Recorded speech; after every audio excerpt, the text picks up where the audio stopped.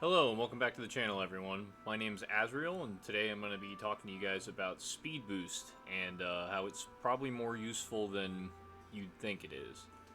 So, one of the biggest uses of Speed Boost that you don't hear very many people talk about is actually stacking passives. So, what I mean by that is I have this little example team here to explain it. So, Rosalind here, right? If you look at her abilities, she has this NE1 right here, which actually boosts attack by 40% for one turn to the character that acts after her. So, ideally, obviously, you would want whoever your damage dealer is to be next in the turn order after Rosalind. So where this gets a little crazy is if you see New Year's Rosalind here, right? She also has a passive that will pass 30% attack and int down to the person who acts after her. So with Speed Boost, we can actually abuse this, and we can stack them both onto our Laharl right here. So I'm going to demonstrate that. Note the speeds. So I have Laharl just slightly faster than a tired Rosalind right here. So the reason that matters is we're going to be using Asagi as our speed booster here. I have speed boost on right here. I've actually leveled it a bit, so it actually gives 31 speed. You'll have to play with the numbers. I already had it at 30, so... But you can play with your speed stats to figure out exactly where you need to be. But let's go ahead and we'll jump into a mission real quick, just to demonstrate what it is I'm talking about. So let's hop. Here, we'll go to the first stage on easy. All right. So if we hop in here. Bring somebody slow here. If we hop in here with our team,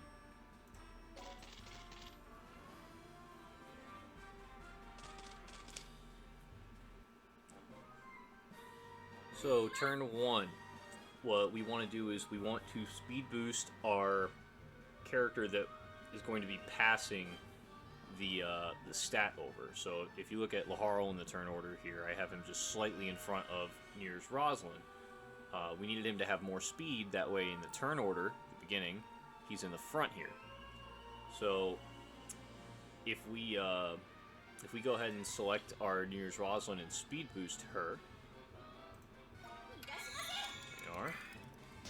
You'll notice that Laharl is still next in the turn order currently. So what that does is it will actually pass, when we end our turn here with Rosalind, the 40% attack to Laharl. So we'll just do a basic attack. So he got that attack bonus right there. And then, if you look right here, New Year's Rosalind has actually lapped him. So now, when she does her attack, and it passes to Laharl, he's going to get both of those buffs. So this is really useful for certain team compositions when you're utilizing characters like this. Zeroken is another notable character that also has a passive like this. There's a lot of characters with this passive. So if you want to run multiple characters that both have a pass down passive like this, Speed Boost can actually be used to abuse that on the first round. It's really, really useful with characters like Laharl, who have an SP passive. They pass down 10 SP, or Celestial Hostess. You can use them as a battery and still gain your attack bonus, basically. So that's just one use of the spell. You can use that application for many things. This was just the easiest way to showcase it. So we'll just go ahead and quit this. I don't really care about clearing it. So, if you look at Speed Boost in that light, you can effectively utilize it to manipulate the turn orders of your teams, the same way that people would do with Prism Pink. Prism Pink can also do that with the action gauge passive that she has. But let's grab another fantastic example of where speed boost is pretty useful. So for this one, I'll actually go to some more challenging content. Go ahead and pop into Anecdote Carnage. Alright, just do the hardest Carnage mission. So, I actually utilize speed boost in my team. Doesn't really matter who I bring, I guess. Here. So, in my team composition right here, I have my speeds tailored to where my Jennifer and my Asagi can keep these two, my buffers, in front of the party. That matters a lot because Killidia here, which is one of the best DPSs in the game right now, his biggest struggling point is that he is just way too fast due to his NE5 right here. And it makes him really difficult to buff. But if you have speed boost, you can actually keep your batteries in front of him, or your buffer in the case of Girl Harl, she's both. So I'm going to go ahead and demonstrate that right here and show how it can help with managing characters that have these kind of speed passives. We're actually going to get more characters like this. I know of at least one more that we get in Zeno Mal, I believe, also has this issue. So I'm going to go ahead and demonstrate it right now. You want to have your speed booster. I always speed boost my Jennifer. That way she can stay to pass the SP down to everybody else. Roll a Harl next. Alright. Then Zed can go off and do whatever he needs to do. So now, when my Killia clears the wave here,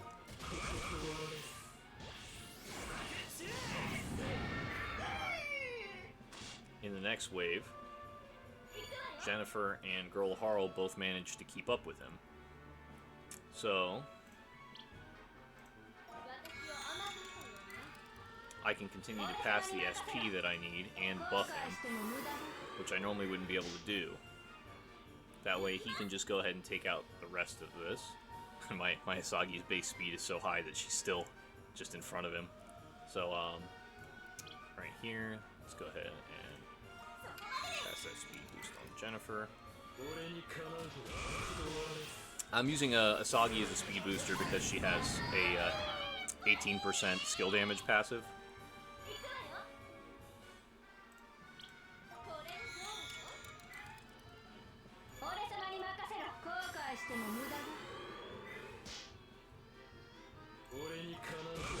And another great thing about really, really high speeds is you can actually lap enemies. So here, I'll go ahead and demonstrate that right now.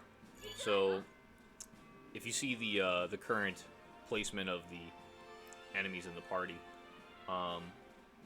they're all the way in the back of the line right now. So if I go ahead and stack speed boosts onto my carry now,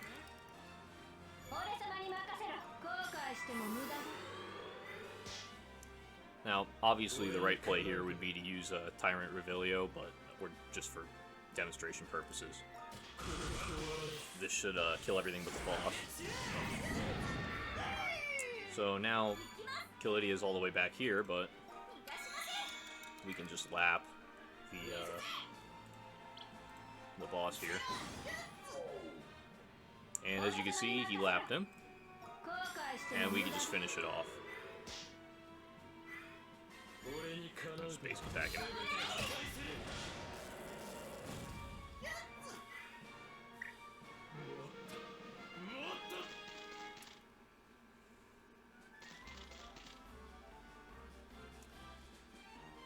So yeah, that's another demonstration of how speed boost is probably a lot more slept on than it should be. Now, don't get me wrong, it's not amazing in every team composition, but in a large variety of teams, it can come in handy, definitely. And it's you know, it's not a heavy investment. It's only Weapon Mastery 9, unless you want to go all the way for Mega Speed Boost, which, I mean, on characters like Jennifer, her kit is pretty worthless, other than her abilities. Like, she has all damage-dealing skills. She's not a damage dealer, so you might as well just go for Mega Speed Boost with her. I don't see a point not to. But characters like Asagi, I wouldn't waste that much Weapon Mastery into, especially because regular Speed Boost will make it. But yeah, that pretty much wraps up the video. Go ahead and continue the discussion down in the comments if you're ever so inclined. But other than that, my name's Azriel, and thanks for tuning in for the discussion, and I'll talk to you guys in the next one.